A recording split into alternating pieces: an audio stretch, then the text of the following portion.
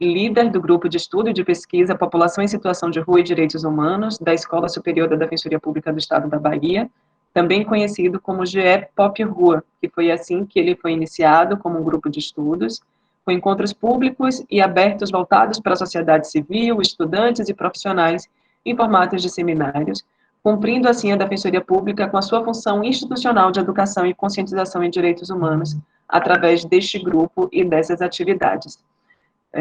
O evento de hoje é o 5º encontro do biênio 2019-2020, que tem como tema Vivências nas Ruas e Direitos Humanos. Através desse evento, nós estamos retomando as atividades do grupo de estudos e pesquisa pelo formato virtual e iremos continuar assim até que as atividades presenciais em grupo possam voltar à normalidade.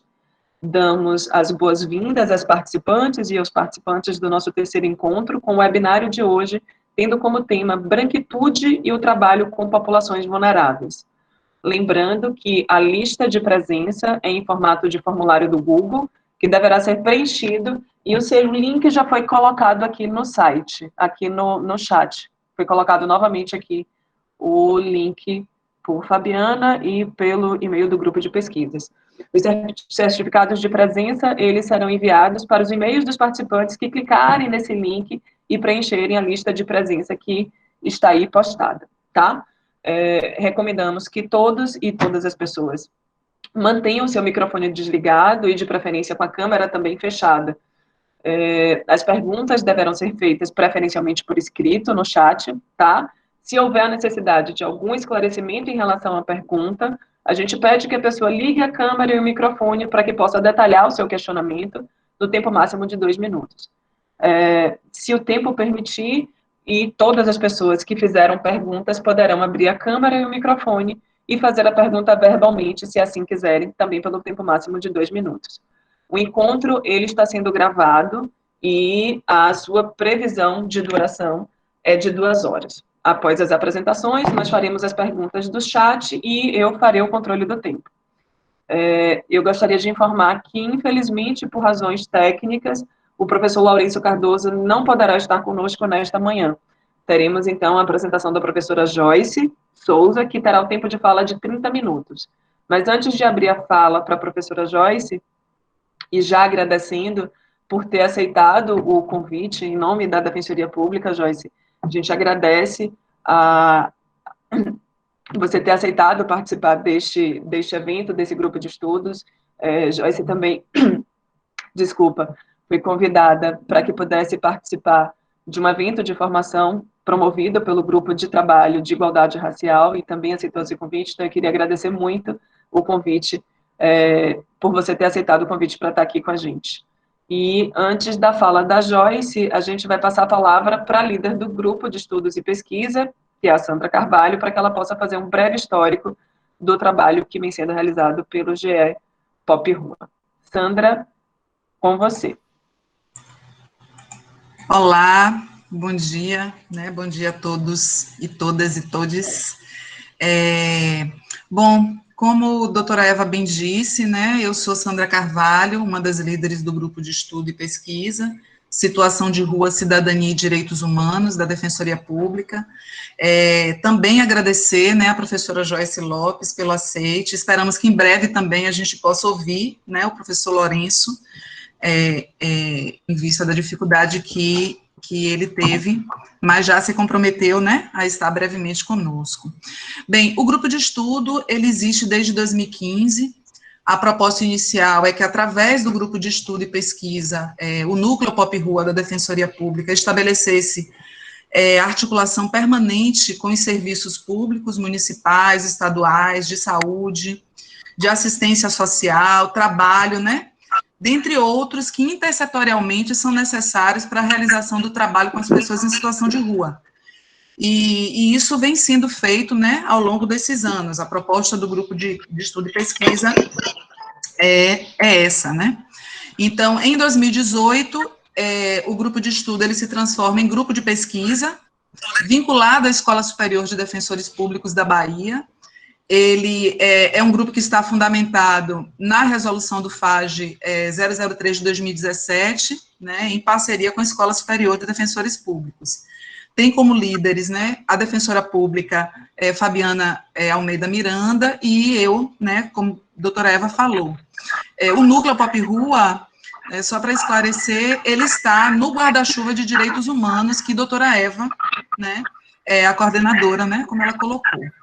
Então, o grupo de pesquisa, ele se constitui a partir da necessidade de produzir e disseminar conhecimento, né, sobre a situação de violações de direitos da população em situação de rua, e também de subsidiar a atuação da Defensoria Pública na efetivação e garantia de direitos humanos, né, e aí, no caso da população em situação de rua. A área predominante é direitos humanos, né, então, a área enorme, e a linha de pesquisa é situação de rua, cidadania e direitos humanos. Em 2018 e 2019, nós nos concentramos em subprodutos do grupo de estudo e pesquisa, buscando dar materialidade para toda a discussão que desde 2015 nós já estávamos fazendo. E buscando dar essa materialidade, nós começamos a produzir materiais a partir das discussões, né? Então, nós elaboramos um caderno com relatórios científicos dos encontros com a rede, fizemos 2 mostras científicas, né, com inscrições de artigos e pôsteres, e publicamos esses trabalhos em anais, né, o anais é de 2019, ele foi publicado pela SDEP, pela Escola Superior de Defensores Públicos.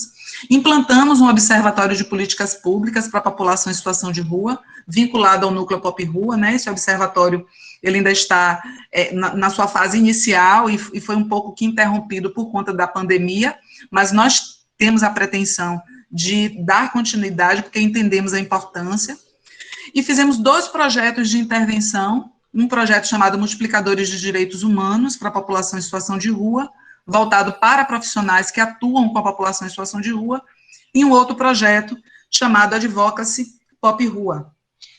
O Advocacy Pop Rua, ele teve como público a população em situação de rua, tanto como público que participou, como também como público, como docente, né? Então, foram as pessoas em situação de rua, na verdade, que tocaram aí esse projeto chamado Advocacy Pop Rua. Ele teve 2 eixos, que foi um eixo de capacitação, onde foram feitas oficinas de liderança, oficina de protagonismo e a oficina para discutir o decreto 7.053, que institui a Política Nacional de Inclusão Social da População em Situação de Rua, e no eixo mobilização foi feita uma audiência também puxada pelo Movimento Nacional da População em Situação de Rua, e aí já gostaria de agradecer a presença também da coordenadora nacional do Movimento da População em Situação de Rua, Sueli, né, que está aqui conosco, e que foi, inclusive, uma das formadoras, né, que participou do Advocacy Pop Rua. Então, o Advocacy teve essas 3 oficinas. O Multiplicadores de Direitos Humanos, ele teve uma formação de 72 horas para 74 profissionais que atuavam no centro histórico. Esses profissionais, os docentes que participaram, eles produziram aí um caderno de formação que foi utilizado por esses profissionais, e teve 3 encontros de avaliação também. O objetivo, hoje eu só quero, né, apresentar um pouco melhor para vocês o Multiplicadores de Direitos Humanos, professora Joyce, por favor, me permita, né, eu não vou me alongar, mas acho importante que a rede conheça, né, esse trabalho, e que, se tiver interesse também, possa ter acesso, inclusive, a esse material produzido.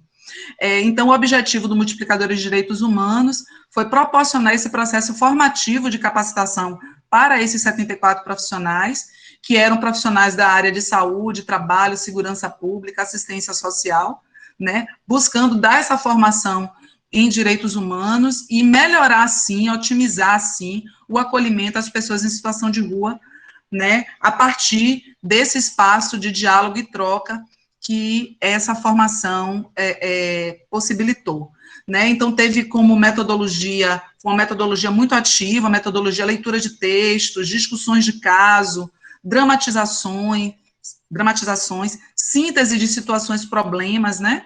Então, o Advocacy buscou isso. Tem um caderno de formação que compôs o Advocacy, se as pessoas que aqui estão presentes tiverem interesse, por favor, é só fazer fazer a inscrição aí, né, na lista de presença, que nós vamos encaminhar esse caderno de formação para todos os e-mails, né, que estiverem aí.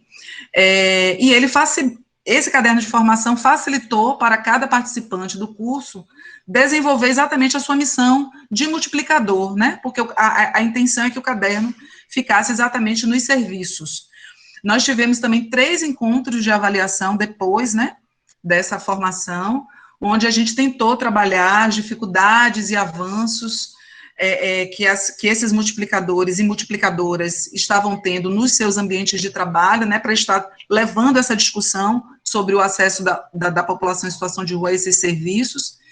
Analisamos casos, situações, problemas, buscando aí, a partir das dificuldades, refazer, corrigir a rota, né, que tinha sido debatida, desenhada, definida a partir dos encontros, né, e também ver se o aporte teórico-metodológico que tinha sido colocado estava sendo adequado e útil, né, para essas discussões. Então, as avaliações também foram muito ricas, porque possibilitaram trocas de experiências, né, relatos de dificuldades, e para a Defensoria Pública, em especial para o Núcleo Pop Rua, foi muito prazeroso e muito enriquecedor, né, fazer essa troca e esse diálogo tão próximo com a rede. Então, esse foi um dos projetos de intervenção do Núcleo Pop Rua, né. Hoje nós estamos aqui no espaço aberto, o GE e GP Pop Rua, ele tem esse espaço aberto, né, de diálogo, onde a gente busca trazer temas que são temas importantes e que nós identificamos a partir do nosso trabalho na rua, porque o Núcleo Pop Rua, ele tem um atendimento na sede, mas ele tem um braço itinerante, onde nós vamos com uma van e com uma equipe multiprofissional para a rua, para dialogar e para atender a população em situação de rua no seu espaço, né, de convivência. Então, e por conta disso, nós estamos trazendo esse tema, né, que é branquitude e o trabalho com populações vulneráveis, porque nós percebemos, a partir do nosso trabalho, discussões e atuação, a necessidade de discutir esse tema e o quanto que esse tema não estava sendo tocado por vários profissionais, vários e várias, né, profissionais. Então, hoje, é esse nosso tema. O nosso próximo encontro será no dia 12/11, né, ainda no espaço virtual, porque, por conta do período pandêmico, nós estamos fazendo assim. Antes era no auditório da Defensoria, hoje nós estamos utilizando o espaço virtual. Então, mais uma vez, agradecer à professora Joyce, né, Souza Lopes, pela presença, né, a nossa coordenadora, a doutora Eva, também, e vamos dar início aí à discussão. Agradecer também a presença de vocês, todas e todos, né, e todes. A gente não vai conseguir nominar o nome de todas as pessoas aqui presentes, mas desde já a gente agradece por terem participado e por estarem aqui neste momento. A Joyce Souza Lopes, ela é assistente social, mestra em antropologia e doutoranda em antropologia pela Universidade de... Cadê, gente? Pela UNB, achei. E ela irá conosco aqui falar um pouco sobre a sua tese de mestrado, sobre a branquitude e a possibilidade de antirracismo no trabalho com populações vulneráveis. Eu acho que é um material que eu recebi e comecei a ler, Joyce, e fiquei muito interessada porque a gente vai aprendendo cada vez mais. E acho que sua participação aqui vai ser extremamente importante para que a gente possa trazer reflexões e trazer a branquitude para essa discussão. A gente precisa racializar a branquitude e a gente precisa trazer essa discussão, e eu tenho certeza que a sua participação aqui será muito importante para que a gente possa trazer luz.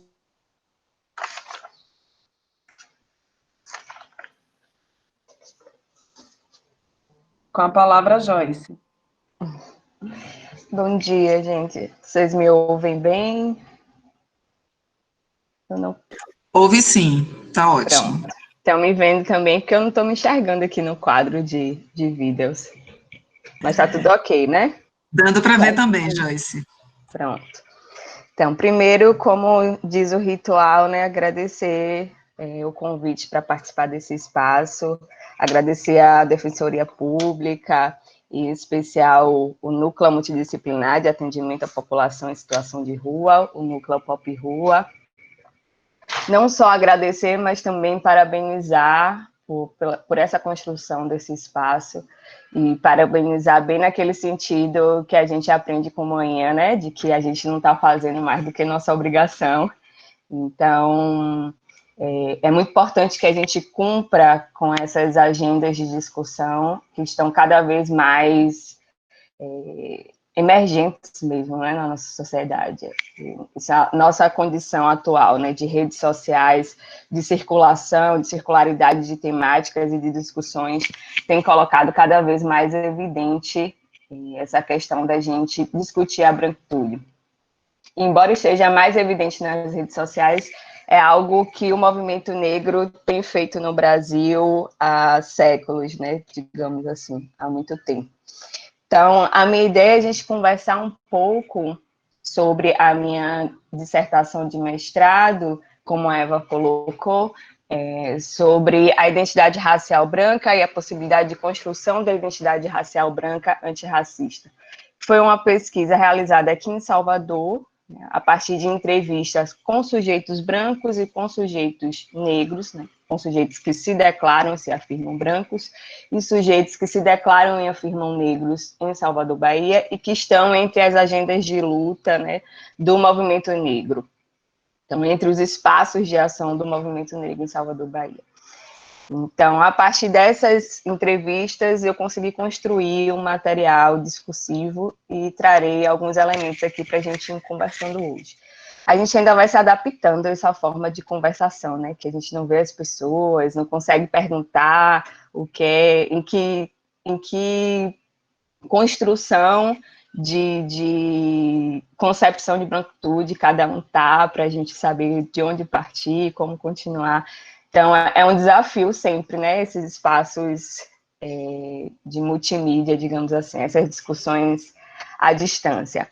Mas a gente vai tentando superar um pouco essas barreiras, né. Gostaria de ouvir vocês também, para a gente ir mais no sentido de troca, mas a gente acaba estruturando que esse processo fique por final. Bom, então, vou falar de um ponto bem geral mesmo, a respeito do que se trata a branquitude. Depois a gente conversa um pouquinho sobre essa ideia de lugar da branquitude, porque eu acredito que, inclusive falando sobre população em situação de rua, pessoas em situação de rua, é importante a gente refletir essa ideia de lugar. E, por último, refletir como construir um processo de contrariedade ao antirracismo no atendimento a pessoas em situação de rua ou no atendimento a pessoas em situação de vulnerabilização, de modo geral. Então, como foi colocado, vou falar um pouco do meu lugar de assistente social, um pouco do meu lugar de antropóloga, um pouco do meu lugar de pesquisadora, e também do lugar de uma pessoa que está em constante construção acerca disso tudo. Então, tudo que for dito são elementos para a gente conversar mesmo, né? Para a gente ir trocando. Então, primeiramente sobre branquitude, o conceito de branquitude. É um conceito que ainda está em disputa entre os pesquisadores que estão estudando a branquitude, que estão construindo sobre a branquitude. Então, é um conceito, por exemplo, que vocês podem ouvir outras pessoas falando em branquidade, outras pessoas falando em brancura. De modo geral, estamos mais trabalhando com o conceito de branquitude, mas isso também não é o consenso. E o que é que quer dizer a branquitude? É a identidade, falando bem simploriamente, né? Se a gente pensar em um dicionário, branquitude é a identidade racial branca, né? E tudo que está relacionado a essa construção de identidade racial branca. Então, essa é uma discussão, como eu falei inicialmente, que foi muito pautada pelo movimento negro, e isso está registrado em alguns documentos. Por exemplo, o Abdias Nascimento, ele publicou o livro que é o Quilombismo. E lá no Quilombismo, ele fala de um encontro, o primeiro encontro que aconteceu em 1949, o primeiro encontro do negro brasileiro. nesse encontro, ele fala que um militante, o Fernando Góes, que por sinal era até aqui de Salvador, vejam que isso em 1949, ele coloca nesse congresso que é importante construir um mecanismo de produção de conhecimento acerca dos brancos na Europa. Porque até então, no Brasil, o que se tem construído a respeito de raça, de racismo, estavam tudo relacionado ao povo negro, né? E ao histórico de escravização do povo negro. Então, nessa relação de escravização, onde é que estão os brancos? Qual foi o papel dos brancos? Quem são os brancos no Brasil? Então, isso estava em um processo de apagamento por parte dos próprios brancos. Então, o Fernando Góes, ele fala, a gente precisa fazer um congresso internacional para discutir a branquitude, para falar sobre o histórico de violência que a Europa exerceu em relação ao mundo todo e muito fortemente em relação ao continente africano. Então, a gente precisa pensar o que é essa violência e o que é essa violência que tem um sujeito que é também racializado por trás dela, por cima dela, e operacionalizando ela. Então, essa é uma ideia do Fernando Góes, que ele colocou em um congresso, né, e foi registrado pelo Abdias Nascimento, como eu coloquei, mas é algo que também foi pontuado pelo Guerreiro Ramos, por exemplo, um pouquinho depois, na década de 50, e o Guerreiro Ramos escreve um artigo falando da importância de se estudar os brancos, de tratar os brancos como objeto de pesquisa. Então, é mais uma afirmação no mesmo sentido do Fernando Góes, de que, historicamente, a ciência brasileira, né, especialmente os brancos, porque assumem esse papel hegemônico na produção da ciência brasileira, tem estudado os sujeitos negros como objeto de pesquisa, mas os brancos não estavam sendo colocados também como objeto de pesquisa, como objeto de reflexão, como algo a ser também compreendido e analisado. Então, os brancos estavam sempre na figura do cientista, do pesquisador, de quem estava escrevendo sobre o outro, e não escrevia sobre si mesmo, nem tampouco os negros escreviam sobre esses sujeitos brancos. Então, isso tem alguns indicativos, né? Década de 40, década de 50, o Abdias vai colocando e tal. Porém, no Brasil, só se constitui mesmo um corpo teórico de discussão, de reflexão acerca da branquitude, acerca dos sujeitos brancos, da identidade racial branca, a partir dos anos 2000.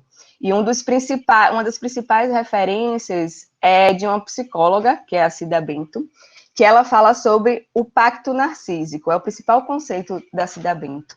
E o pacto narcísico diz respeito sobre a branquitude, os sujeitos brancos, não se reconhecerem enquanto brancos. Então, ela está dizendo que há um pacto entre esse grupo racial para que eles não se identifiquem, não se afirmem enquanto brancos. E essa não identificação e essa não afirmação enquanto brancos está muito relacionada a uma concepção de sujeito humano genérico. É como se os brancos fossem o protótipo de humanidade, fosse o sujeito ideal, o sujeito puro, o primeiro sujeito.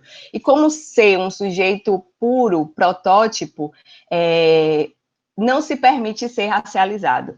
Então, o branco racializa o outro, nessa relação de eu e o outro, racializa o sujeito negro, diz, olha, você é negro, mas nesse processo de racialização não aceita que a si mesmo seja racializado. Então, não exerce esse processo de categorização racial. Só que nesse processo de você racializar o outro e dizer que o outro é negro, o povo negro, as pessoas negras, a população negra de forma geral, e mais concisamente o movimento negro, não aceita de forma passiva. Então, o movimento negro diz, eu sou negro e vocês são brancos, né? Nessa relação entre negros e brancos, pensando em uma dualidade racial mesmo, né? Negros e brancos, sabendo que há também uma complexidade relacionada à racialização, que existem outros sujeitos, como os povos indígenas, né? E outras formas de racialização para além dessa dualidade. Mas, para tratar em um aspecto mais genérico, vamos pensar nessa razão do dual racial, né? Negros e brancos, entendendo negros como pessoas pretas e pardas. Então, o movimento negro, o Lourenço, que estaria hoje com a gente, ele fala que o movimento negro provincializa a branquitude. Então, provincializa a branquitude no sentido de dizer, vocês também têm um lugar racial no mundo, vocês também são racializados.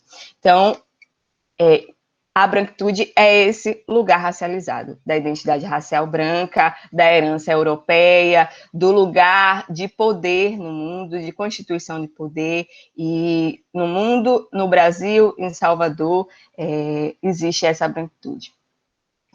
Então, tendo explicado um pouco de forma bem genérica o que estou tratando como branquitude, eu vou falar um pouquinho sobre o lugar do branco, né, o lugar da branquitude. Então, quando eu escrevi o projeto de pesquisa, eu já tinha tido acesso ao material do Hamilton Cardoso, que é um jornalista do movimento negro, que foi, né, muito expressivo na década de 70 em São Paulo. E como jornalista, ele publicou uma série de matérias e ele utilizava o conceito de branco fora do lugar, e branco fora do lugar entre aspas. Ele utilizava o conceito de branco fora do lugar em dois sentidos. Primeiro, para se referenciar aos brancos da Europa. Então, ele está dizendo, ó, existe uma branquitude, né? Existem os brancos que estão na Europa, que é a matriz da branquitude, digamos assim, e o branco brasileiro é um branco fora do lugar. E o fora do lugar está nos dizendo exatamente o lugar do qual se origina a Europa, e esse fora do lugar. Mas ele fala que é um branco fora do lugar, não no sentido de negar a branquitude brasileira. Ele fala no sentido de reconhecer que há uma hierarquização que é global, uma hierarquização mundial em relação à branquitude. Então, os brancos da Europa se sentem e reproduzem a ideia de que são os brancos mais puros, que são os brancos superiores, né, em relação a brancos de outros lugares do mundo, em relação aos brancos do Brasil também. E eu não sei se vocês assistiram o filme Bacurau, mas foi um filme que circulou muito, em especial no Nordeste, e tem uma passagem do filme que deixa bastante explícito essa questão da hierarquização global da branquitude, que é quando alguns sujeitos que não são brasileiros, são estadunidenses, eles estão em diálogo com brancos de São Paulo, e eles dizem, vocês não são brancos, né? E fazem uma chacota, digamos assim, quando esses brancos de São Paulo dizem que são brancos iguais a eles, né? Iguais aos brancos do exterior, iguais aos brancos que são gringos, né? Como a gente trata aqui na Bahia. Eles dizem, não, vocês não são brancos iguais a gente, vocês são latinos. Então, tem essa discussão da branquitude brasileira como uma branquitude latina, né? Como uma branquitude inferiorizada. Mas, o que eu gostaria de dizer é que, embora exista essa hierarquização global, essa inferiorização, isso não quer dizer que não exista branco no Brasil, né? Isso não quer dizer que essa branquitude não se configura no Brasil enquanto um lugar de poder, enquanto uma construção de poder, né? E isso a gente vai ver cada vez mais explícito ao longo da minha fala. Então, eles... reformulando, né? O Hamilton Cardoso traz essa ideia de branco fora do lugar em relação a uma branquitude global, e o branco brasileiro como um branco fora do lugar, que é a Europa, e em um segundo sentido, que é em referência aos brancos que estão relacionados entre espaços que são considerados lugar de negro.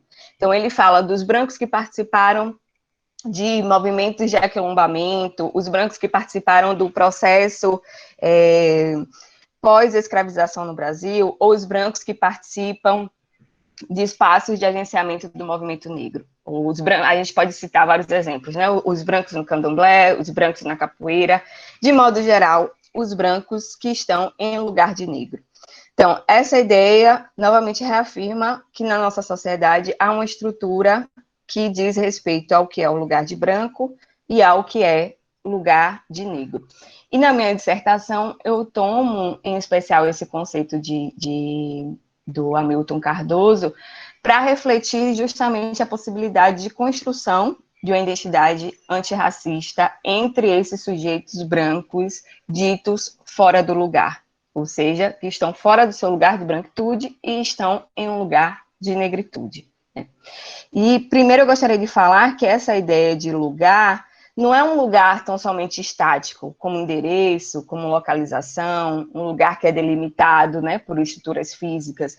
Não, um lugar em uma perspectiva geral mesmo, né, geopolítica e corpo política, digamos assim, né, o lugar que aquele corpo representa. E, a partir dos exemplos, vai ficar mais explícito o que é que eu estou considerando como o lugar do branco e o lugar do negro. E uma das referências muito importantes para refletir essa ideia de lugar foi da Lélia Gonzalez, que tem um livro que é pequeno, que é Lugar de Negro, e ela vai falar, durante todo o livro, sobre o que a sociedade, historicamente, tem construído acerca do que é o lugar de negro, né? Que é esse lugar da marginalização, o lugar da inferiorização, o lugar do corpo que não é bonito, o corpo que é feio, o lugar do pensamento acerca do corpo que está para o trabalho e não para a intelectualidade. Então, essa série de construções relacionadas ao lugar de negro. Então, o desafio agora é a gente pensar o que é que se tem constituído enquanto lugar de branco, né? Qual é o lugar de branco na nossa sociedade? E se a gente pensar em Salvador, em termos geográficos, que é uma das dimensões do lugar de branco, né, a questão geográfica, a gente pode pensar em Corredor da Vitória. O Corredor da Vitória é um lugar de branco e que a sociabilidade branca está ali constituída, né? É o endereço da branquitude soteropolitana, né? Que estão nos espaços de poder dentro de uma hierarquia mais alta. Mas se a gente andar um pouquinho até o final do Corredor da Vitória, inclusive muita gente de Salvador nem conhece, tem a Vila Brandão. E se a gente fizer o exercício do olhar, a gente vai perceber quais são os corpos que saem daqueles condomínios, né, do Corredor da Vitória, e quais são os corpos que saem da Vila Brandão. Então, são corpos que são racializados, né, e nessa racialização está a expressão de um fenótipo. E é importante a gente refletir a questão do fenótipo. O Carlos Moore, ele fala que o racismo no Brasil que a estrutura racial no Brasil é uma estrutura racial fenotipofóbica e melaninocrática. E quando ele fala que é uma estrutura racial fenotipofóbica, ele diz que a branquitude brasileira, no processo de colonização e na colonialidade que persiste até hoje, instituiu quais são os corpos que são demarcados pela questão do que é considerado feio, do que é considerado violento, do que é considerado inferior, do que é considerado sujo, do que é considerado inválido, do que é considerado desprezível, ou seja, uma série de elementos negativos que estão relacionados ao fenótipo negro. E isso tudo está relacionado a uma constituição do medo. Então, a branquitude brasileira constituiu uma fenotipofobia, o medo extremo aos sujeitos fenotipicamente negros, quanto mais retintos forem esses sujeitos negros. Então, quando se trata de fenotipofobia, e trazendo o exemplo do Corredor da Vitória, os corpos que saem andando dos condomínios de luxo do Corredor da Vitória, né, das mansões do Corredor da Vitória, são corpos negros, né, que são os corpos das trabalhadoras domésticas, são corpos dos trabalhadores. Os corpos que saem de carro, que inclusive a gente muitas vezes nem consegue ver, né, são os corpos brancos. Os corpos que saem da comunidade, né, da Vila Brandão, são os corpos fenotipicamente negros. Então, a nossa racialidade no Brasil está estruturada conforme uma perspectiva do fenótipo. E não só o Carlos Moore fala isso, mas uma série de autores que discutem relações raciais no Brasil. Um também muito conhecido é o Horácio Nogueira, e ele vai falar sobre a diferença do racismo do Brasil e do racismo nos Estados Unidos. E é sempre reiterado essa comparação, né? Como é o racismo no Brasil, como é o racismo nos Estados Unidos. No Brasil é supostamente mais ameno, ou não é. Então, mas o que o Horácio Nogueira vai dizer é que no Brasil existe um preconceito de marca, e aí ele está se referindo justamente às expressões, né, do corpo, da marca das pessoas. Então, o preconceito racial, o racismo, a discriminação, no Brasil, acontece a partir do que é visível, do que é aparente, das relações do olhar, e aí a gente tem uma série de notícias aí recentes a respeito disso, né? E nos Estados Unidos é um preconceito de origem, porque seria um preconceito mais relacionado à história genética desses sujeitos, né? Ao nome que traz, né? A sua familiaridade, digamos assim. E isso, Horácio Nogueira disse lá na década de 50, porém é algo que está em transformação, de modo que é muito mais factível, digamos assim, é muito mais provável que os Estados Unidos se assimile à nossa a construção de racialidade do Brasil, ou seja, os Estados Unidos caminham em direção a um preconceito, a discriminação racial com base no fenótipo também, né? Então, tudo isso para falar da importância da gente entender o que é o fenótipo e o que é o fenótipo para as construções raciais no Brasil. E especialmente esse conceito do Carlos Mu de fenotipofobia. E eu penso que isso é muito importante para a gente pensar, refletir o atendimento de sujeitos que são vulnerabilizados. Eu penso que é uma discussão emergente na formação em serviço social, por exemplo, falando enquanto assistente social e tendo identificado essa lacuna na nossa formação, né? Assim como é emergente na formação de advogados, na formação de pessoas da área da saúde, na formação profissional como um todo, né? Então, trazendo um pouquinho a discussão agora para esse atendimento das pessoas que são vulnerabilizadas, ou especificamente das pessoas em situação de rua, e a importância de construção de uma abordagem contra o racismo ou antirracista. Tá? Durante a pesquisa do mestrado, como eu falei para vocês, o foco era justamente refletir a possibilidade de antirracismo da branquitude, e isso entre sujeitos brancos e sujeitos negros. E uma série de questões foram colocadas. Ultimamente tem sido bastante reiterada a questão do qual é o lugar do branco na luta antirracista, né? O que é que o branco pode fazer nesse processo de antirracismo na sociedade? E isso é colocado, na maioria das vezes, pelas pessoas brancas, com uma expectativa muito grande de uma resposta pronta, né? Eu tenho falado que muitos brancos estão esperando a receita do bolo, né? Ou estão esperando aparecer os mestres dos magos, né? Lá do desenho Caverna do Dragão, para dizer qual é o caminho a seguir, né? O que é que eu preciso fazer? E aí, primeiramente, é preciso ter em mente que não existe receita de bolo, não existe um passo a passo, não existe essa pessoa que vai dizer qual é o caminho. Então, a primeira disposição para os brancos, especificamente, tem que ser um processo de olhar para si, né, de refletir o mundo e de se perceber em uma relação que vai ser de tentativa e erro, né? Que vai ser tentativa e erro, que vai ser, inclusive, apontada pelas pessoas negras, que vai ser criticada pelas pessoas negras.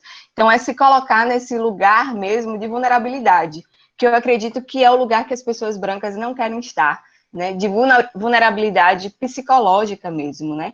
De vulnerabilidade no sentido de dizer que não sabe para onde ir, né?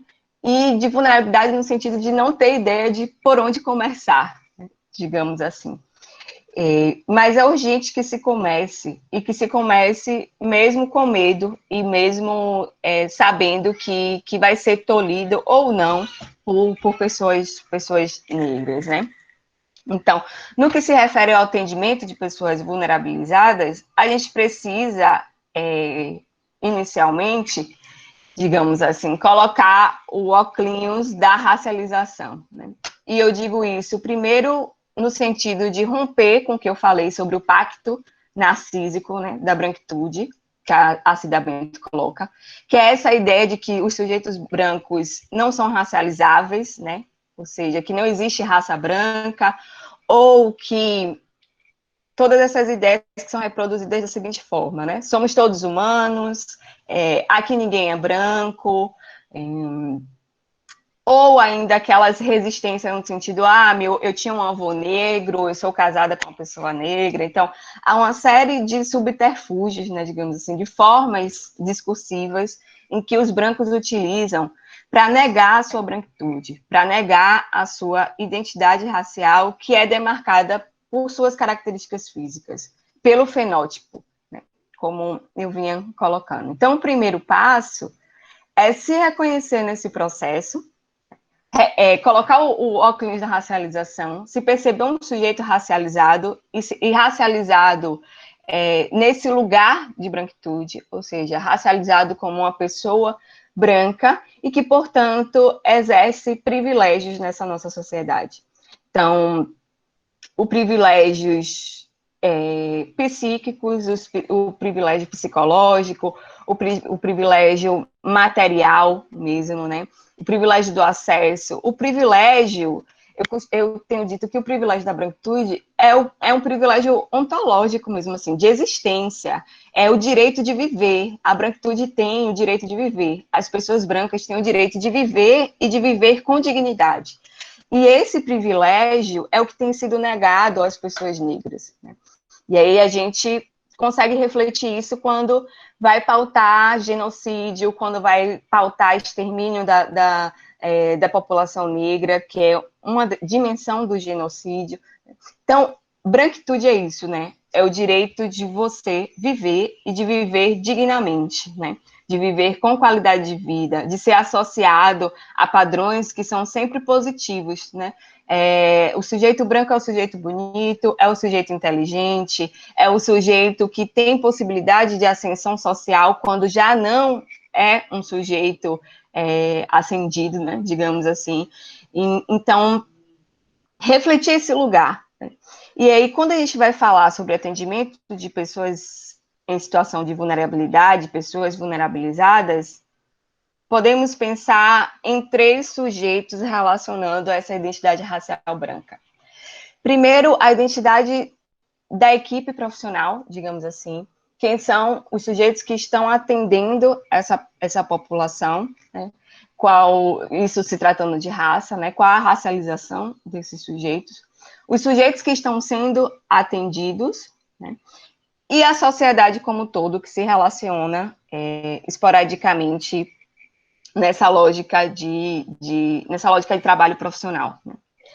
Então, se a gente parte de uma perspectiva de generalização, né, de uma perspectiva de traçar um quadro mesmo geral da situação, a gente vai perceber que, na maioria das vezes, o corpo profissional é formado por pessoas brancas, e quanto mais hierarquizada é essa equipe, no sentido não da hierarquização tão somente interna, mas há hierarquizações que já são reproduzidas na nossa sociedade como um todo, né? A gente sabe que nas equipes de saúde existe uma hierarquização em que o médico está no topo dessa escala e os profissionais que são técnicos de enfermagem, que são os profissionais da área de limpeza, estão em uma condição hierárquica inferiorizada.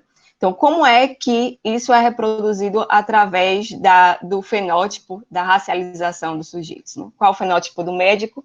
Qual o fenótipo do técnico de enfermagem? Qual a cor do médico? Qual a cor do técnico de enfermagem? E aí, do mesmo jeito, em relação à assistência, em relação ao campo jurídico, né, existem as hierarquizações, né? De modo geral, sociais. Então, no campo jurídico, o advogado está posto como esse sujeito, ou o juiz, né? As pessoas do direito, mais especificamente, estão postas nessa hierarquização em uma posição de superioridade. E há uma escala entre os outros profissionais, né? Digamos assim. Então, de que forma isso é reproduzido através da racialização dos sujeitos, da cor dos sujeitos? Uma outra questão é em relação à população atendida, né? Qual é a cor, qual é a racialização, qual é o fenótipo das pessoas que estamos atendendo. E falando enquanto assistente social, posso falar com muita vontade, né, de que o nosso público-alvo, os sujeitos que estamos atendendo cotidianamente, são os sujeitos negros, são as pessoas negras, são as pessoas historicamente vulnerabilizadas, né, no Brasil. Então, como é que a gente se relaciona com esses sujeitos? Como é que uma assistente social branca, né, fenotipicamente branca, se relaciona com esse sujeito usuário? E também como esse sujeito usuário negro se relaciona com essa assistente social. Então, a gente tem uma série de desafios para pensar nesse sentido. No atendimento a pessoas em situação de rua, por exemplo, eu especificamente, nunca trabalhei diretamente com esse público, mas faço parte de uma rede, né, de colegas assistentes sociais que trabalham e que constantemente estamos trocando, né, informações, considerações a respeito, além de refletir, né, cotidianamente essas relações sociais mesmo, né, porque, como eu falei, a partir do momento que a gente coloca o óculos da realização, a gente começa a conceber o mundo todo, de todas as formas, todas as relações, todos os espaços que a gente passa a entender de forma racializada. E aí a gente vai entender qual é o lugar de cada sujeito na sociedade a partir disso. E esse óculos da racialização é um óculos que as pessoas negras estão utilizando o tempo todo, que são forçadas a utilizar desde quando nascem, né? Desde quando está sendo gestada a criança negra, ela já está sendo condicionada a perceber o mundo através da raça. As pessoas brancas também estão condicionadas a perceber o mundo através da raça, porém têm o direito de decidir, digamos assim, se querem acatar isso ou não, se querem permanecer no pacto narcísico, né, de dizer que somos todos humanos, né, não existe raça no Brasil, eu considero todos como iguais. Tem a possibilidade de escolha, né, digamos assim, de reconhecer a racialização ou não, especialmente a sua racialização. Então, o que é que precisa se dar enquanto um passo à frente, especificamente os profissionais que têm um fenótipo branco, né? Os profissionais que têm na sua expressão corporal os elementos da branquitude, né? Que é a pele clara, o cabelo liso, os traços finos, o que todos nós sabemos, o que é reconhecido como branco na sociedade, né? Primeiro, ontem eu estava fazendo parte de uma outra conversa, eu acho que, pensando agora, assim, de sopetão, digamos assim, George Wilton, que é daqui de Salvador também, e ele discute branquitude no rap. E ele está falando, sabe qual é o termômetro para a branquitude, para as pessoas brancas perceberem que, de fato, estão começando a atuar de uma forma antirracista ou de uma forma contra o racismo, é quando a pessoa branca começa a ser a chata da família, a chata do rolê, a chata da equipe profissional, a chata de todos os espaços. Quando se torna a pessoa chata, é porque você está dando um passo à frente em relação à contrariedade ao racismo. Porque, de fato, as pessoas começam a tensionar tudo, né? Começa a tensionar o programa de televisão que está sendo exibido, começa a tensionar as relações de trabalho que existem em casa, né? A empregada que está chegando em casa, né? Começa a tensionar as relações de trabalho, as amizades, as relações interraciais como um todo. Então, inevitavelmente, vai se tornar a pessoa chata. Se é uma pessoa branca e é legal, precisa dar um passo à frente em relação à construção de um antirracismo. E quando a gente fala da importância dos brancos falarem entre si a respeito de raça e racismo, é justamente isso, né? De tensionar o tempo todo o que está errado, de tensionar o tempo todo o que está errado, porém foi familiarizado, né?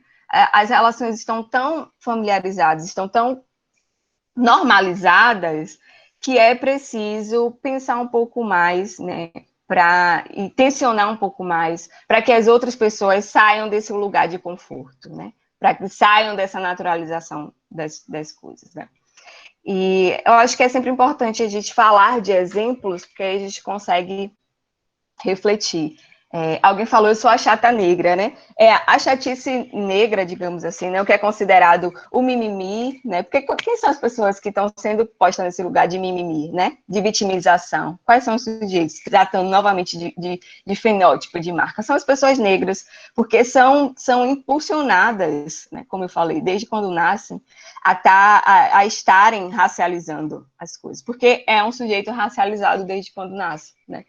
Então, a partir do momento que se compreende raça e racismo no Brasil, é necessário tensionar isso o tempo todo. Então, quem tá sempre fazendo isso são as pessoas negras, né?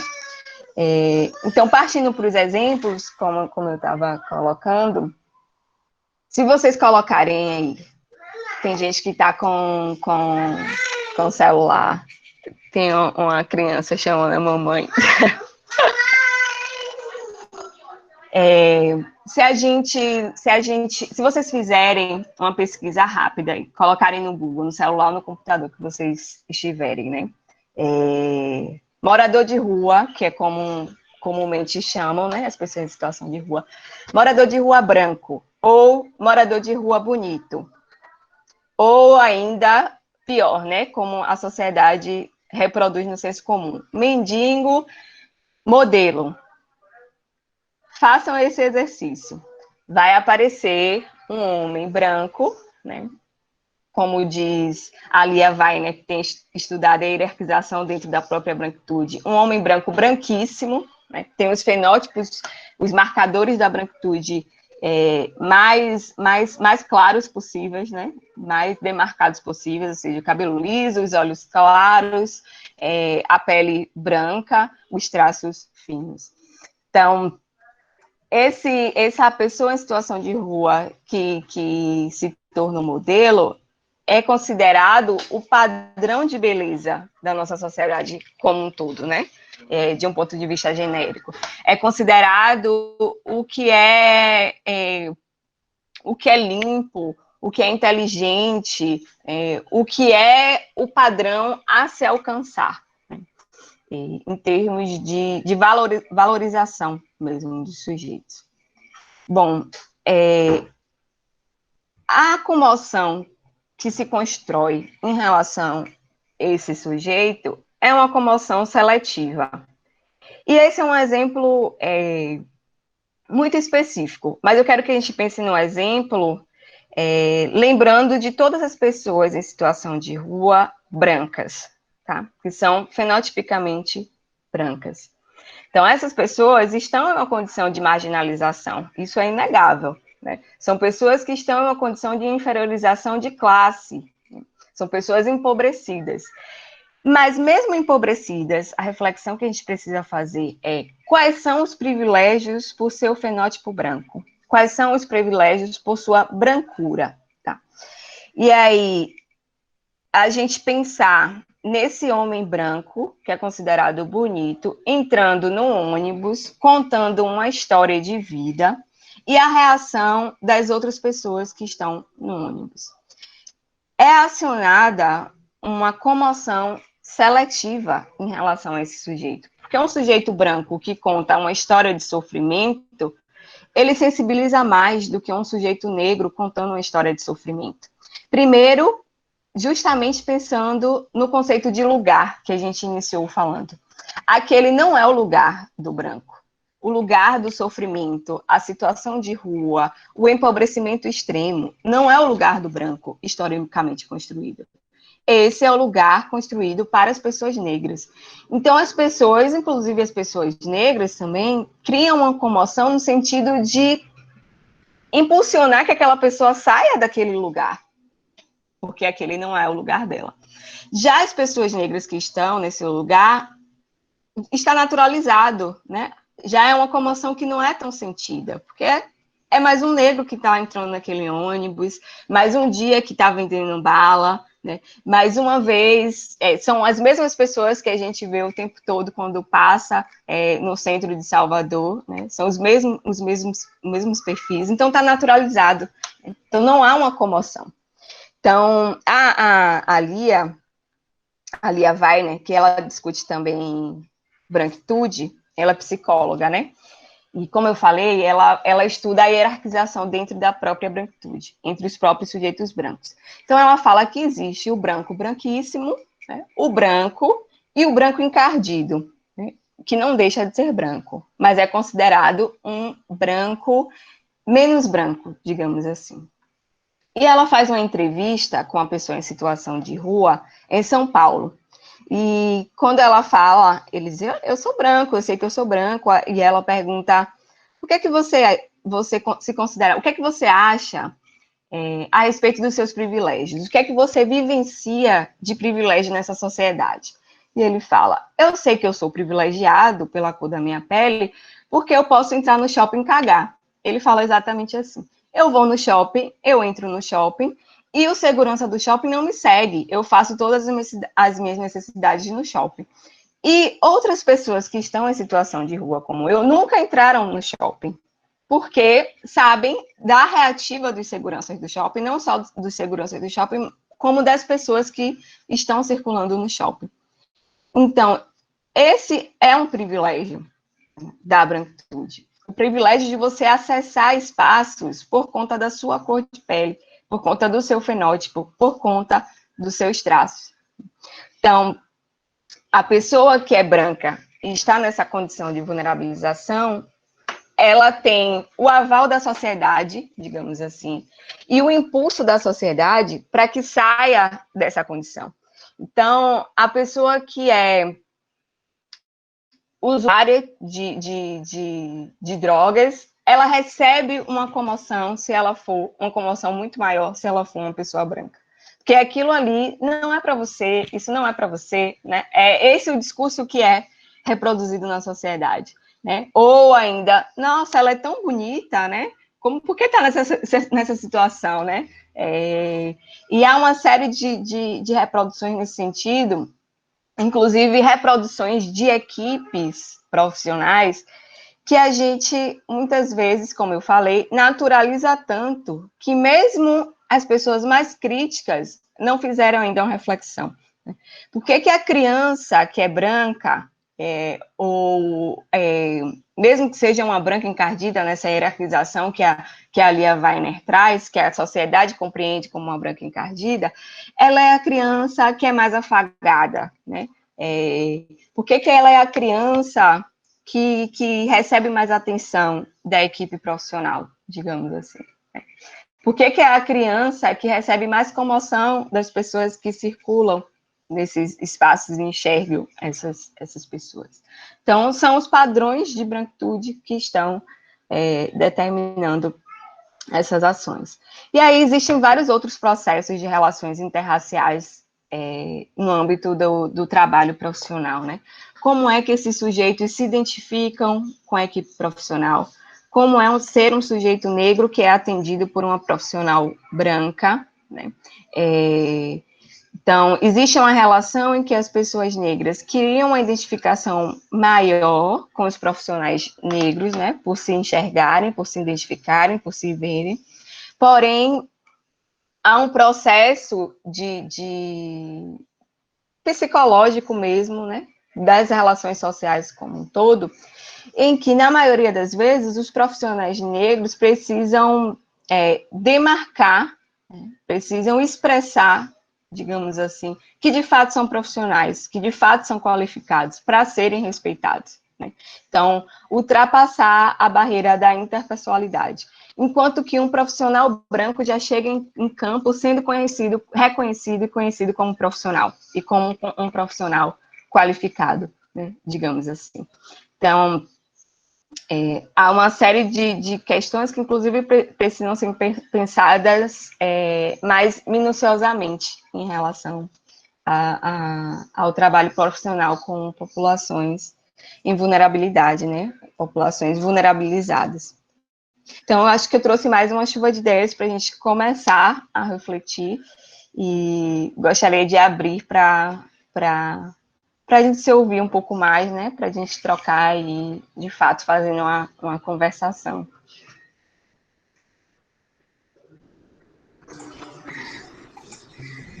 Obrigada, Joyce. Doutora Eva, tem algumas perguntas, vai fazer? Okay. Não, eu queria só, assim, porque é muito, muito rico e é, assim, muito prazeroso te ouvir, Joyce, muito importante, eu acho, para todas as pessoas que estão aqui presentes. Eu li recente o livro da Lia Weiner e venho me questionando muito sobre muitas coisas, inclusive pessoalmente, né? Mas queria falar um pouco do trabalho que a Defensoria Pública vem fazendo junto ao GT de Igualdade Racial. O GT de Igualdade Racial, ele foi publicado, ele foi criado no ano passado, em 20 de novembro de 2019, estamos completando agora, vamos completar um ano de atuação desse grupo de trabalho. E uma das propostas que foram apresentadas, não foi nem pelo grupo de trabalho, na verdade, foi pelo próprio Defensor Público Geral, Rapson Schmidt, foi a realização de um censo dentro da Defensoria, né, dentro da instituição. E aí a gente fez uma proposta de censo bem grande, mas uma das ideias é que a gente pudesse identificar as situações de racismo dentro da própria instituição. Não só de racismo, mas também do machismo e também da questão da diversidade sexual. E aí, só para pontuar um pouco e para que a gente possa pensar e refletir também, uma das questões que foram colocadas no censo se refere a essa autodeclaração, essa autoidentificação. E aí se pergunta primeiro qual é a raça, e dentre as raças foram colocados o branco, o negro, o amarelo, o indígena, e depois, se você se autodeclara como negro, você vai dizer se você é pardo ou se você é preto. E muitas pessoas questionaram a ausência do pardo lá em cima, porque muitas pessoas não se reconhecem, né, como brancas, se veem como pardas, e sentiram falta desse pardo. Então, isso é algo que a gente precisa trazer e dessa necessidade mesmo de se racializar e de se reconhecer como branco, né? Então, o censo está aí, inclusive é uma tentativa para que a gente possa compreender as nossas estruturas, para que a gente possa trabalhar, para que a gente possa apresentar propostas, inclusive, de intervenções dentro da própria defensoria, porque todos somos, né, racistas de algum modo e temos atitudes racistas em diversos momentos, por mais que a gente tenha determinadas consciências, mas o grupo de trabalho vem numa proposta não só de apresentar um plano de política institucional dentro da Defensoria Pública sobre a equidade racial, mas também na proposta de construir um núcleo sobre a equidade racial. E aí, Jude, não sei se ela ainda está aqui, mas eu a vi, faz parte da equipe Pop Rua, e ela também faz parte desse grupo de trabalho, ela inclusive participou do outro GE, para que a gente possa trazer essas discussões. Mas essa questão do censo foi algo que chamou a atenção, porque muitas pessoas buscaram a administração para perguntar e para dizer que sentiu falta desse pardo, né? Porque não se reconheciam como negro, mas se reconheciam como pardo. Então, é um pouco dessa necessidade de a gente trabalhar com a ideia também do letramento racial, né? De se reconhecer, de buscar essa empatia, de buscar o conhecimento. A Defensoria Pública, eu não sei se vocês seguem o Instagram da Defensoria, mas recentemente a gente fez uma série de expressões racistas do cotidiano que a gente costuma usar, para que a gente possa deixar de utilizar. Então, de algum modo, a gente tem, dentro da instituição, buscado trabalhar e trabalhar não só a população em geral, mas os próprios defensores, os próprios servidores, os próprios estagiários, para que a gente consiga desconstruir essa lógica. Então, muito obrigado por essa fala. Não terminei de ler a tese, mas estou lendo assim aos pouquinhos, todo dia antes de dormir, e agradecer muito mesmo a sua disponibilidade em estar aqui, em abrir e falar um pouco sobre esses seus estudos. Sim, Eva. Essa questão do pardo também surgiu, né, no meu processo de pesquisa do mestrado. E acho que surge sempre quando a gente trata de identificação racial, né, de racialização, tanto de heteroatribuição de pertença, que é quando o outro, né, fala o que é que acha da gente, fala o que é que vê em termos de racialidade, quanto de autoatribuição de pertença, que é quando a gente fala a nossa identidade, como a gente se percebe no mundo, como a gente se afirma. Então, isso foi tão reiterado na pesquisa do mestrado, que é o meu tema de pesquisa de doutorado. Então, por enquanto, né, que ainda estou no início e em conversação com o orientador e tal, mas no doutorado eu escolhi pesquisar justamente o pardo-dilema, e o quanto que a categoria pardo é complexa, né, e está em disputa em todos os espaços, inclusive no movimento negro, né. Existe parte do movimento negro que é contrária ao conceito de pardo, inclusive há uma série de discursos relacionados a isso, né? Pardo é cor de papel, pardo é passarinho e tal. E há uma construção narrativa em relação a isso. E há parte do movimento negro que reconhece a importância da categorização pardo. É sempre importante a gente falar do pardo, porque, de fato, existe essa confusão do que seria. E muitos brancos têm utilizado o pardo como subterfúgio para não se identificar como branco. Então, é como se pardo fosse qualquer coisa, ao mesmo tempo nada e ao mesmo tempo tudo, né? Mas, na verdade, não é. E se tratando de Estado, especialmente, né, e de mecanismos que estão relacionados ao Estado, né, seja a Defensoria Pública, seja a universidade, sejam os concursos públicos, seja o censo demográfico, né, seja o IBGE quando vai na nossa casa, é importante a gente entender o que é que está sendo chamado de pardo. E aí, como você colocou, na década de 70, no início da atuação do MNU, do Movimento Negro Unificado no Brasil, uma das principais defesas era a categorização do pardo, né? De pardo preto como raça negra. Então, pardo e preto é uma identificação de cor, né, que está relacionada à raça negra. E isso foi uma determinação estratégica, porque a gente sabe bem como funciona hoje a racialização no Brasil, no sentido de que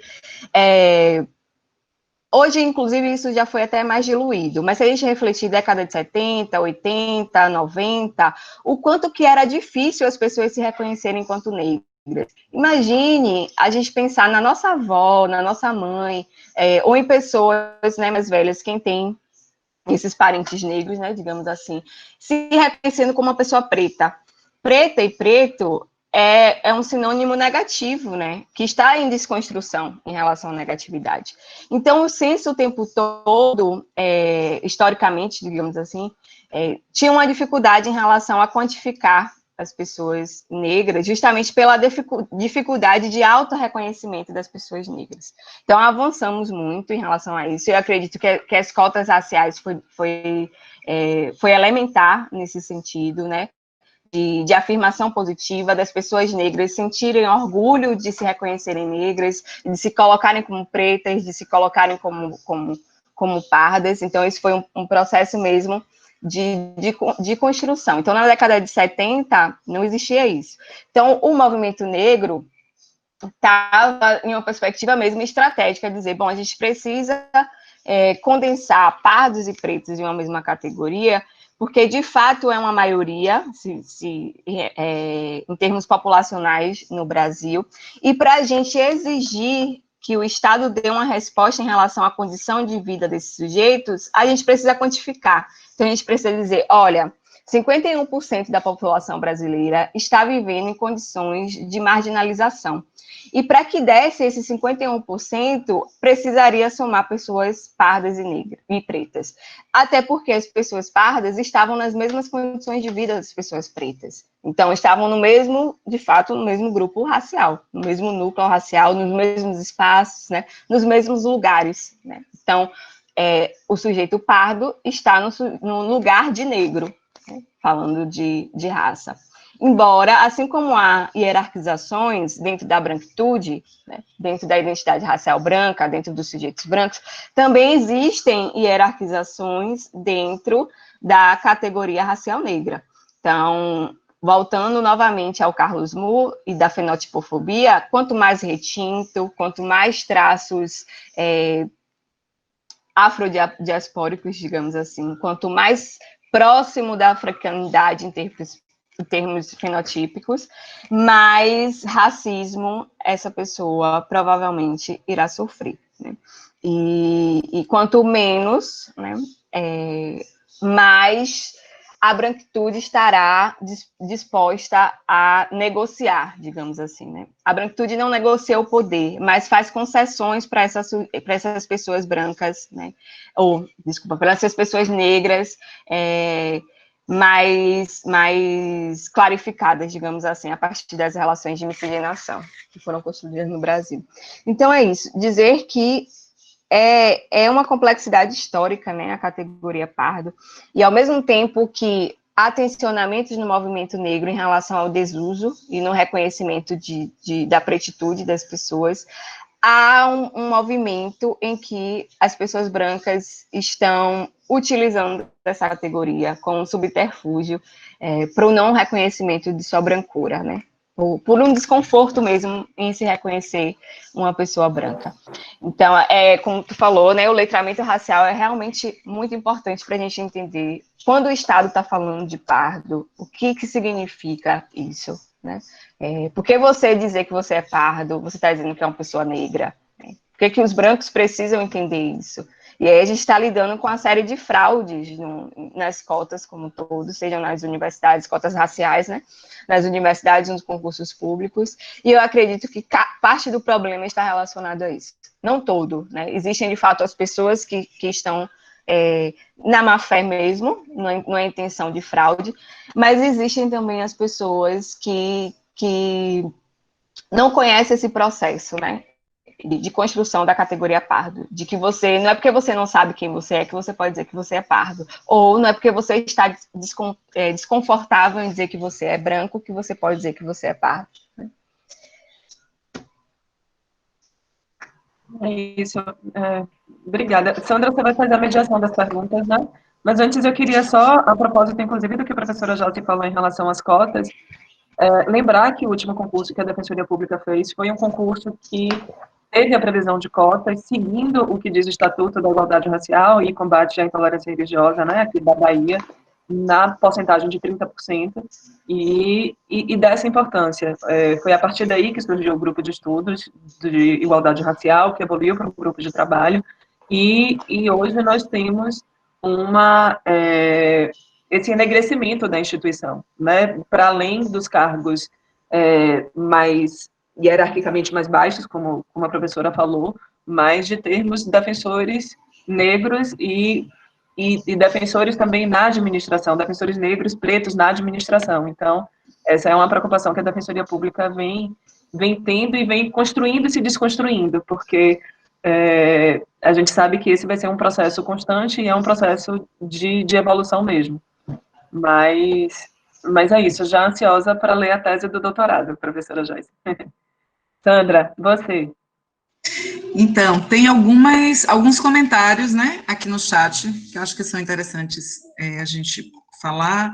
Marcelo Campos diz, parabéns, Joyce, muito prazer em poder te ouvir, você foi uma grande referência na produção da minha dissertação, da qual investiguei a influência da branquitude dos médicos da produção das iniquidades raciais. Bruno Calazans lembra, ele faz um comentário, lembra um programa que se denominava como Humor, que é essa ideia de mendigata e mendigato em um quadro do mesmo, ao observar perfil, observamos logo o fator de pele clara, e entre os outros pontos, Laudiane Aguiar diz, obrigada por alertar isso, Joyce, é uma pergunta que sempre faço, como entrar nessa fala sem invadir o lugar do outro? Então, estou tentando ir no caminho certo nessa luta, sendo a pessoa chata. E aí dá risos, né? E Sérgio Pinho diz, debruço meu olhar na perspectiva do usuário e usuária do sistema de saúde mental, onde a negritude sofre como ampla maioria e a branquitude a minoria, quase privilegiado nos espaços de cuidado. Se esse usuário ou usuária veio das ruas, fica ainda mais evidente esse recorte racial. Sendo assim, percebe-se a lógica social nefasta, que condena os pretos e pretas aos serviços sucateados da rede de atenção psicossocial. E Joyce diz, depois passa para nós, por favor, as referências citadas na sua dissertação. Estou pesquisando no TCC Desafios da Política de Assistência Social para a População em Situação de Rua em Niterói, e é essencial debater a questão racial, quanto mais referencial é melhor, e a sua fala já contribui muito, contexto seria ainda melhor. E o último comentário, Kátia diz, em alguns espaços os assistidos não se reconhecem e perguntam, e falam, né, eu não sei minha cor, qual cor eu sou, né, e essa é uma situação bem perversa. Então, foram alguns comentários, e aí a gente tem 4 perguntas aqui, tá? Eu vou tentar, você quer que eu vá passando, eu passo as 4, como é que você prefere, Joyce?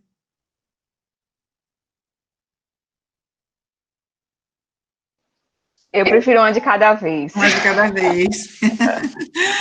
Ó, o Movimento Nacional da População em Situação de Rua diz o seguinte: numa sociedade racista, onde a população negra atinge os piores índices de falta de acesso a políticas públicas, onde a cor da pele interfere nas relações com o Estado, assegurar que a população negra, né, não tenha, e a população em situação de rua não tenha os seus direitos negligenciados.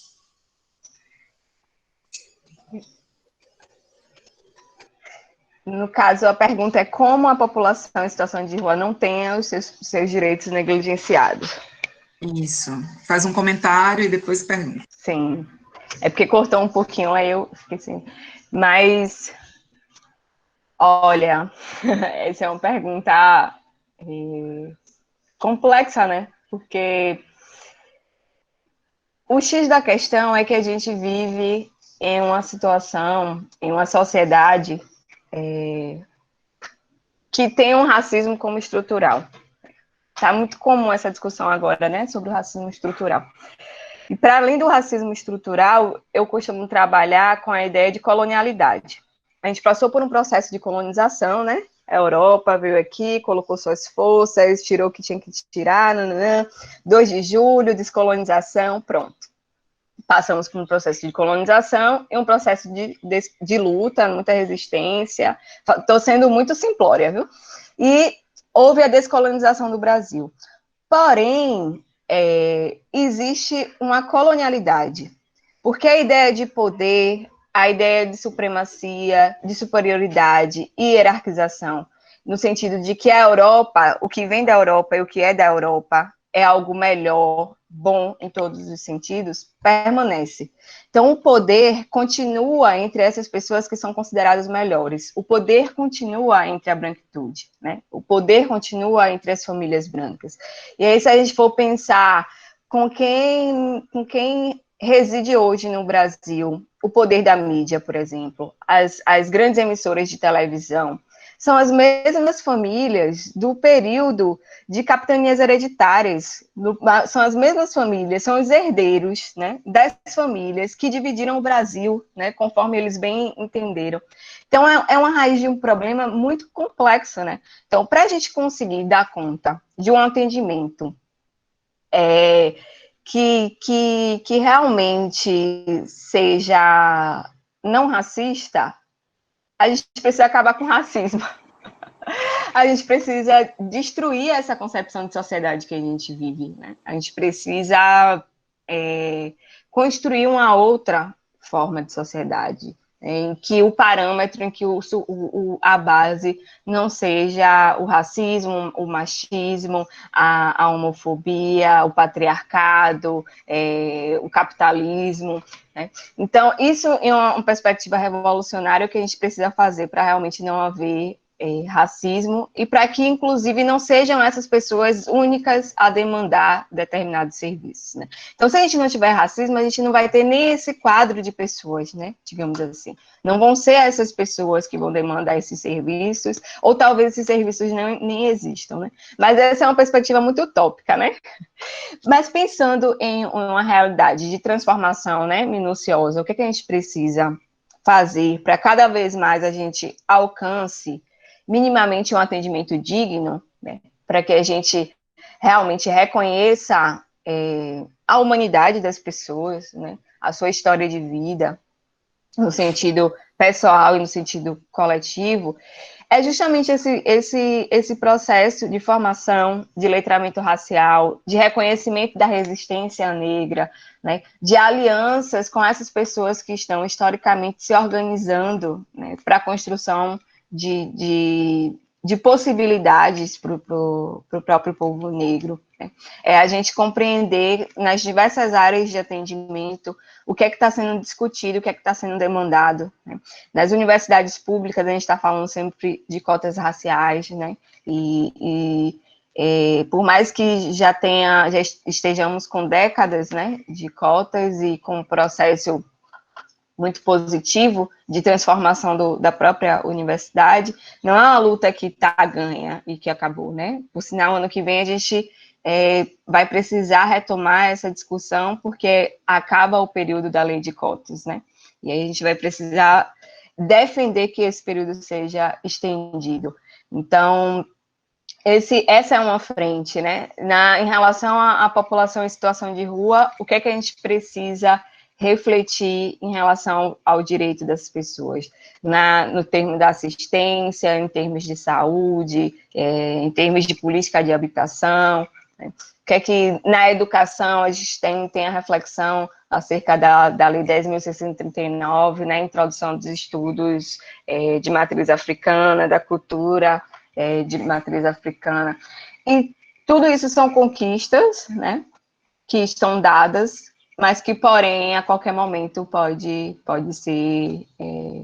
haver um retrocesso. Né?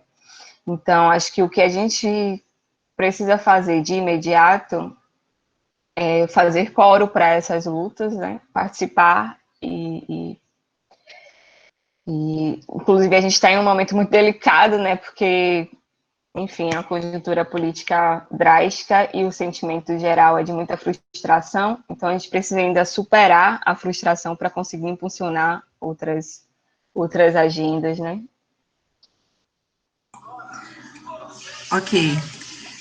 A outra pergunta é assim, no trabalho, na rua, o branco é tratado como coitado, onde a rua aparece como falta de opção e destino trágico de uma vida trágica, e o negro como vagabundo, vadio, que a rua aparece como lugar dele, destino certo. Como você pensa a possibilidade de trabalhar isso nos serviços que atendem essa população? Bom, pensando mesmo em letramento racial, que é esse processo de compreender a lógica da racialização nos espaços em que a gente atua, os espaços que a gente, enfim, vive de modo geral, eu acredito que o caminho seja esse, né? De muita discussão, de espaços de formação, de possibilidades de conversa a respeito disso, entre a equipe profissional, né, de uma forma, no sentido de formação continuada mesmo, e também entre os sujeitos que é o nosso público demandatário, né, digamos assim. Então, é um trabalho mesmo de reeducação, né, digamos assim, de educação para o nosso olhar, né. É muito importante que a equipe profissional cada vez mais vá reconhecendo a racialização na sua atuação. Né? Como é que a equipe profissional tem lidado e tem atendido os sujeitos conforme os parâmetros raciais. E isso, existe uma série de trabalhos já, né, que confirmam isso, né, e na área jurídica, quanto mais, né, o quantitativo de pessoas conforme a raça, por exemplo, deixa eu formular, mas tem uma pesquisa que fala sobre o tempo entre porque na área jurídica eu não sei muito bem os termos, mas o tempo, por exemplo, que o sujeito espera para receber sua sentença. Né? Um sujeito branco espera muito menos tempo do que os sujeitos negros. Isso é uma pesquisa científica que tem muito tempo que eu vi, inclusive não me recordo exatamente quais são os termos da pesquisa, mas é isso. Os sujeitos brancos sofrem em um processo jurídico muito menos tempo do que um sujeito negro. Assim como a gente já sabe dos quantitativos, né, gente? De qual é a maioria, né, dos corpos que estão aprisionados, né? E aí a gente vai para a área da saúde, os dados são os mesmos, né?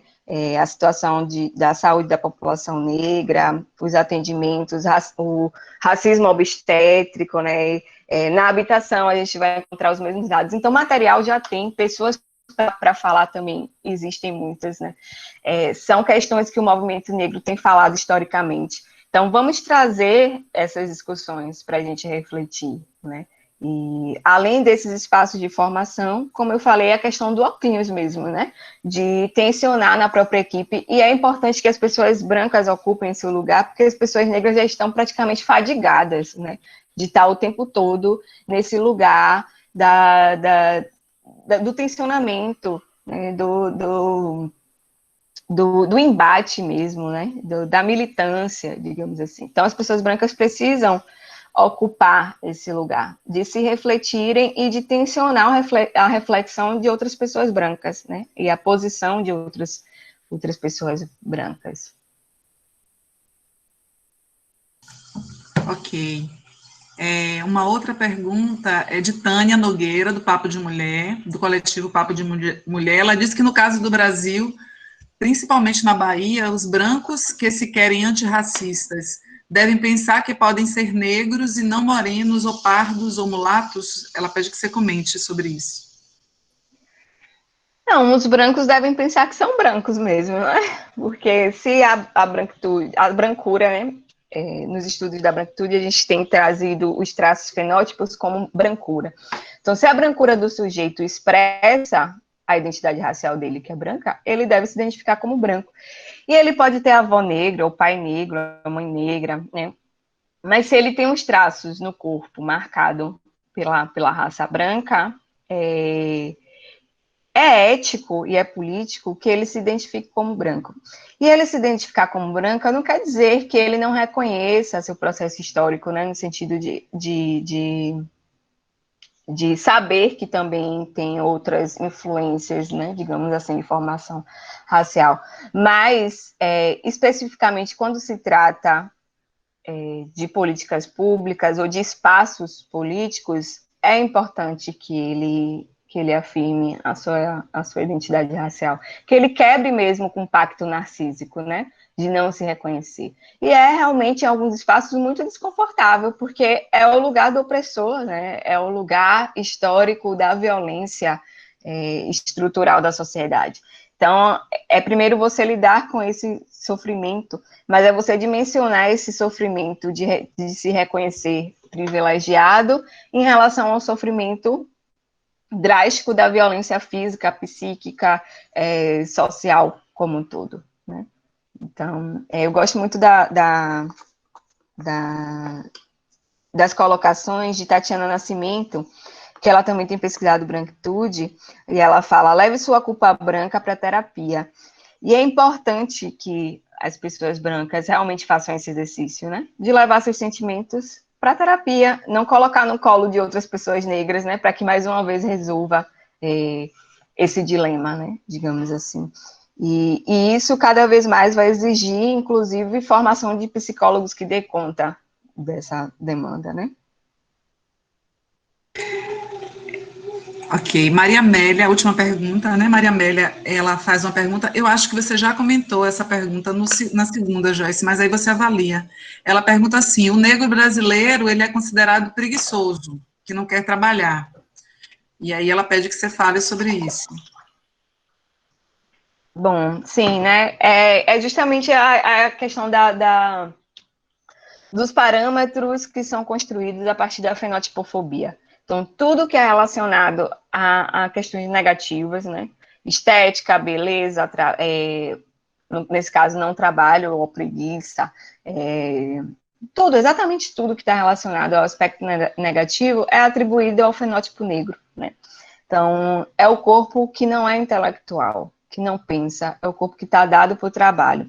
E, ao mesmo tempo que é o corpo que está dado para o trabalho, tem essa outra relação, né, que é o corpo da preguiça, porque o negro, quando se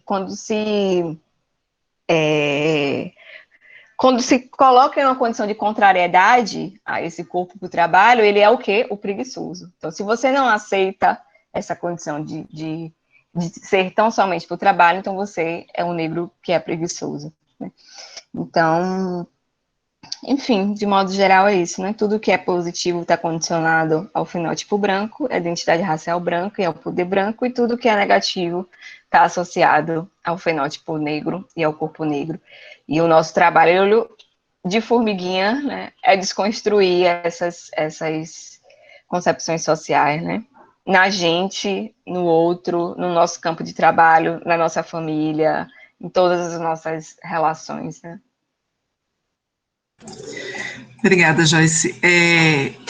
Aí, doutora Eva, deixa eu logo lhe agradecer muito, viu? Assim, nossa, uma discussão fantástica, maravilhosa. Eu também estou lendo, né, a sua dissertação, e te agradecer demais, assim, por todas as contribuições, viu? Muito obrigada. Doutora Eva.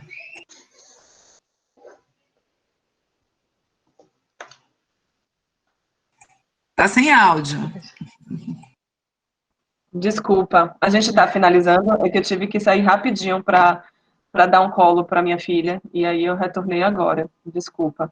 Mas é só para finalizar, Sandra?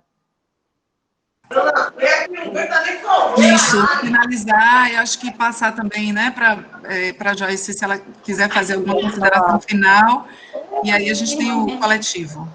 Ah, vamos ter, ótimo. Então tá. Obrigada, gente, a todas as pessoas que permaneceram aqui. A gente teve a média de mais ou menos 70 pessoas. Acho que é uma média significativa, né, de pessoas aqui presentes. Agradecer mais uma vez, Joyce, por esse momento, por essa conversa, por trazer tantas falas importantes, né, para que a gente possa pensar. E falar do próximo encontro, né, que é 12 de dezembro, isso, Sandra? 12/11. 12 do 11. Gente, tá, a gente está em outubro. 12 do 11, em breve a gente vai fazer a divulgação. Se vocês tiverem problemas com o envio de certificado, eu peço que vocês sinalizem. Eu vou colocar aqui ao final o e-mail da SDEP, tá? Porque aí acredito que a gente possa já fazer essa solicitação diretamente por e-mail da SDEP. E é isso, passar a palavra para a Joyce para suas considerações finais e agradecer mais uma vez a presença de todas as pessoas aqui presentes.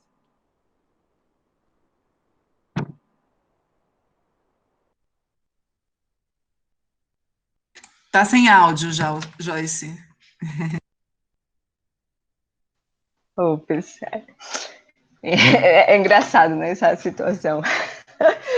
Mas, enfim, mais uma vez, finalizar, né, com essa energia de agradecimento, dizer que bom que estamos cumprindo mesmo com nossa obrigação, né, de sujeitos críticos, e que bom que esses espaços estão cada vez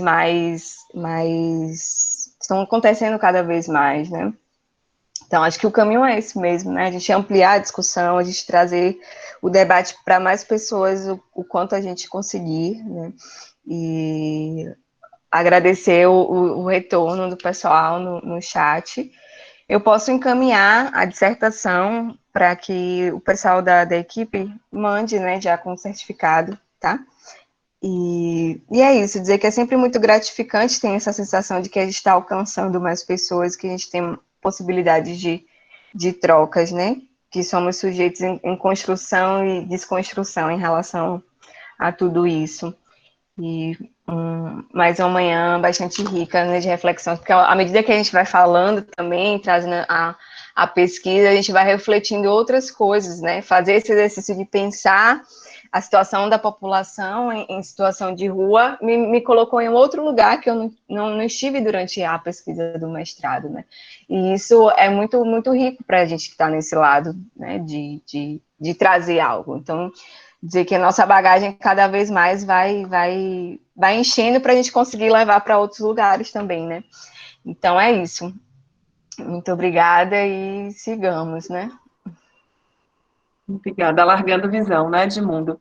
A gente vai finalizar agora com o coletivo Pés Descalços, não é isso, Sandra? Isso, Kelvin, do coletivo Pés Descalços, vai fazer uma poesia para a gente. Vai se apresentar, né, e fazer uma poesia. Olá, bom dia a todos e todas.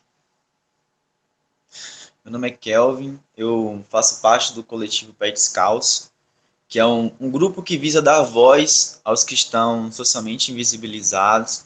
Nós partimos de vários pontos das periferias de Salvador, Sussuarana, Castelo Branco, São Marcos, com o objetivo de levar a voz, a mensagem, a arte aquelas pessoas, né, que estão em situação de vulnerabilidade, aquelas pessoas que necessitam, né, de um apoio de nós, enquanto artistas da palavra.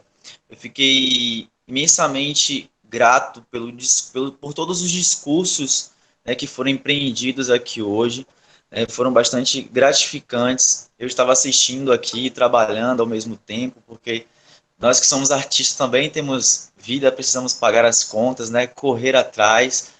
E parabéns mesmo pela tese, né, parabéns pelas discussões trazidas até aqui, né, e a gente precisa de momentos como esse, e que momentos como esse realmente aconteçam, né, com mais e mais vezes. Eu vou começar essa apresentação de hoje falando uma poesia que trata um pouco sobre os bairros de Salvador. Né? Quem conhece um pouco a lógica soteropolitana vai conseguir acompanhar um pouco mais. Quem não conhece, né, começa a refletir um pouco através apenas aí dos nomes desses bairros. Da Caixa d'Água à Lagoa da Paixão, chega de corpos ao chão, chega de corpos ao chão. Eu quero bairro da paz e liberdade, eu quero bairro da paz e liberdade.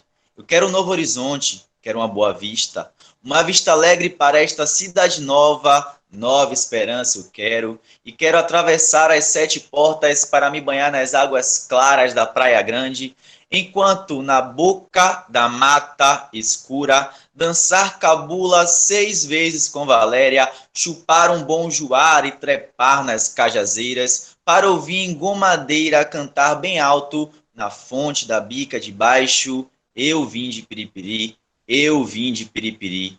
Por enquanto a minha alma suburbana clama, da Caixa d'Água à Lagoa da Paixão, chega de corpos ao chão, chega de corpos ao chão. Eu quero, nós queremos um bairro da paz e liberdade. Pois é de Jairo Pinto. Boa tarde, bom dia, favela. Hoje o pôr do sol vai ser da laje. Pedi uma nova chance, toma sua passagem. Partas para outros lugares sem se esquecer de onde veio e não leve o medo na mala. Bom voyage. Encheram os morros de postes, derrubaram casas, nos venderam céu, mas nunca nos deram asas. Tiraram o tráfico, mas policiaram a paz. Não mudou nada. Eu sei, tu sabes, mas deixemos pra lá. Vida não se faz necessária se você só reclamar, então levanta e corre, prima. O mundo não é de quem anda. E tudo só vale a pena quando o teu suor escorre. Avisa meu amor, nego. Hoje eu não vou chegar. Eu preciso ficar aqui. Talvez eu volte amanhã. Talvez eu nem vá voltar. Mas diga lá que hoje, que pelo menos hoje, é um bom dia para lutar. Essa poesia é uma poesia de Santi, né? Uma poesia que faz esse resgate às nossas vivências, que faz um resgate às batalhas que a gente acaba enfrentando, né, dia após dia. Eu não sei se eu falei o meu nome aqui no começo, mas meu nome é Kelvin. Quem quiser procurar pela gente, né, basta lá digitar no Instagram ou no Facebook, coletivo.pé descalço, no singular mesmo, não é no plural, tá? É pé descalço.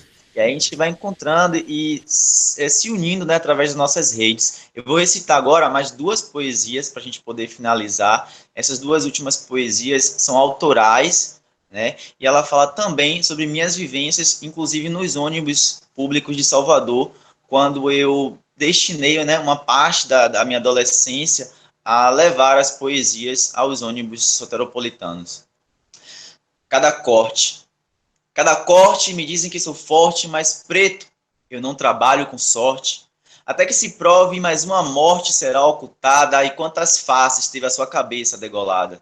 Um fuzil que fuzila são os olhos voltados para os portadores de melanina. Um fuzil que fuzila é o cano da PM que segrega as tuas vítimas. Um fuzil que me fuzila são as vezes em que eu achei o meu corpo estirado sob o colchão, no quarto, após o quarto copo de vergonha na cara pelos gratos não, após a entrega dos currículos ao dono da padaria, ao gerente do Mercadão. Às vezes em que a fome chegou primeiro, o fuzil foi um tiro certeiro, pois para quem não tem dinheiro, passa fome, pede na rua ou rouba, mas eu tive a sorte de dividir o cenário com o baleiro. No buzu, junto à fome, eu vi a poesia chegar primeiro. Quem vê um sorriso não sabe quanto custa um sorriso. Não sabe o que fazemos com a mente para achar aquela mente que nos oprime, que não cola. A gente diz pra mente fome, eu mato até com Coca-Cola. Eu vou culpar um hot dog, meu parceiro, me dá R$1. Talvez hoje ele poderá ser o meu prato principal. Por isso, fortaleça a sua quebrada. Se é feio negar água, é feio comer calada. Se é feio negar água, é feio comer calado. E não julgue, pois cada um sabe qual a dor que lhe consome. Pois cada uma sabe qual a dor que lhe consome. Pois quando não houver mais nada, eu me contentarei em encher a minha barriga de palavra. Mas e quem não conhece nada? E para quem a informação não chegou? Vai às ruas roubar para comer e se sustentar até que seja comido, afinal, é o nosso sangue que deixa o solo úmido. É o nosso sangue que deixa o solo úmido. Eu não reconheço ceia, muito menos o Natal, e se for para comemorar o nascimento, que seja da poesia marginal. E essa aqui é a última poesia em que eu falo um pouco sobre minha sexualidade, e isso é um assunto que remonta, né, a vida e o contexto aí de várias pessoas. É típico da sociedade julgar sem necessidade, só olhando o rosto, jeitos e personalidade, o que aquele menino vai ser com tamanha pouca idade.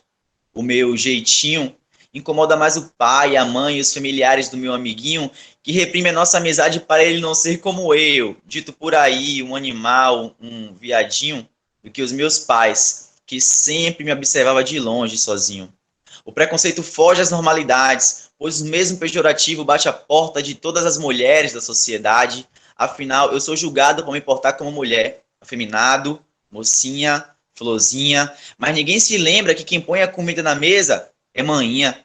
Dizem que hoje é que me assumir, me empoderar, mas se eu fizesse, queria me sustentar. Muitos preferem ter seus filhos mortos a ter como sexualidade tratar. Por isso não param de estudar, começam a trabalhar e como válvula de escape para a prostituição vão entrar. Sabe, mãe, meus olhos vermelhos não eram de maconha, era choro livre por ouvir as atrocidades atrás da porta. Pai, eu tentei jogar bola, mas também não vi problemas em dançar, atuar e escrever poemas depois da escola. LGBT não foi viadagem, foi minha sigla de liberdade, garra, benevolência, transparência. LGBT foi meu símbolo de resistência. Orientação, opção, condição sexual não foi a melhor forma que eu encontrei para me expressar. Prefiro dizer identificação, pois foi assim que eu encontrei o meu lugar. Será que o respeito está em desuso? Não é possível que milhares de gente como a gente, de carne, olhos e dentes, só queiram um pouco de igualdade, reciprocidade, sororidade. Onde estará a empatia, a alquimia social? Eduquem suas crianças, não reprima meu amor, na moral. Eu quero dar afeto, eu sou poesia alta astral, eu amo, eu mordo, eu sofro. Eu sou humano, legal? Eu quero a liberdade de ser o que é, de ser homem, de ser mulher, de ser transparente. Eu quero ser alegria para curar o preconceito da cabeça de 500 mil de gente. Gratidão imensa, pessoal. Muito obrigado por tudo.